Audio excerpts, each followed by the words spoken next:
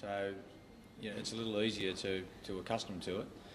But probably the video referee and the TV and the replays and everything save you just as much as they can knock you about with incorrect decisions. A lot of times people go, oh, what's happened there? They see the replay over and over and they go, oh, you got that right, and we got it right like that. So, there's good and bad in it. When you go for the third umpire or the for the TV, the replay to get the green light, the red light on a decision, obviously just talking to you doesn't pay to rush in when you're not quite 100% sure on the outcome. No, you don't. The policy is if you have doubt, go to the video referee. And I've been accused on occasions of not using the video referee, but I only use him when I have to. And if you've got that doubt and you don't use him, which I think about 3 occasions over the years I haven't, and I've been burnt. So, the policy is, and it's a good policy. If you've got some doubt, go to the video ref, because sometimes they're showing things that we didn't see. You go back to the old days when we never had him, you think, how'd you come up with those decisions? But really it was a gut feeling and a toss of the coin. Referees make mistakes, but the old saying too, if a player made as many mistakes as a referee, they'd have a good game. They would if a player made as many mistakes as a referee, probably be dropped sometimes. But or the players do, they make a lot of mistakes, and it's probably one of the unfortunate things about refereeing is they'll see a referee's mistake and they'll say that lost the game for our team. They don't look at it that there was missed tackles, there was bad passes, there was knock-ons and all that sort of thing. And that's not a scapegoat, but there's a lot of things that contribute to a team losing the game, not just one decision. And that's unfortunately what too many people focus on, that referee's decision, and that's not always the case. Bill, a number of referees switch off from the players around them. Your style seems to be very vocal, talking to them basically on first name basis. That's your style?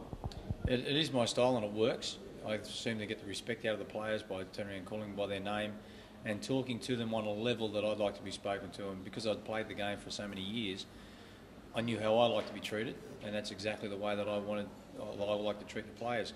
Keep a nice tone and level voice, and talk to them the way that they should be talking to me. And if they go up and start screaming at you, if you can keep it nice and level, you quell the problem straight away.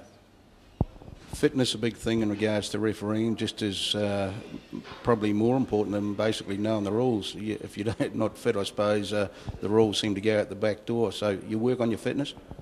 Yeah, and it's getting harder as I'm getting older. These young blokes are coming in at 18, 19 years of age, and I've hit the 42 mark, and it's certainly a lot harder. I've got to work a lot harder. But if you're fit and you get the positioning right, the decisions are so much easier, they're quicker. It's when you're a long way away from the play and you've got to start guessing what happened, gets you into trouble, and that's when you'll come up with, probably 50-50 calls, and they're probably wrong rather than being right if you had been there on the spot. So, got to be, the fitness. You've got to keep working at it, get in a position. It's getting harder, but I'm still loving it. Radio contact with your touch judge is important as well, Bill? It certainly helped, because now I can look at and concentrate on the ruck. I don't have to worry about what's going on out here with the outside centres and centres, because I can hear my touch judge talking to them. And if he yaps a little bit too much to him, he'll say, Billy, they're not listening to me. I can go wide and say, Wendell, I've heard him talking to you all day, mate. You've got to get back. And I haven't had the look. I can just keep my eyes on the ruck so I don't miss anything there. So it's a big benefit. You won't be saying, Wendell, get back. That word won't be mentioned for a wee while in Rugby League. No, it won't be. And that's why I used his name now, because he has gone, so I'm not dobbing anybody in. Some of the top players going to rugby, you don't blame them, Bill? I mean, it's their life, it's their livelihood. It certainly is. It's the same as why I chose to go to Super League. It was in the best interest for me and my family, and I. And players make decisions based on their families, their financial package. They've only got limited time in the game through injuries and getting knocked about.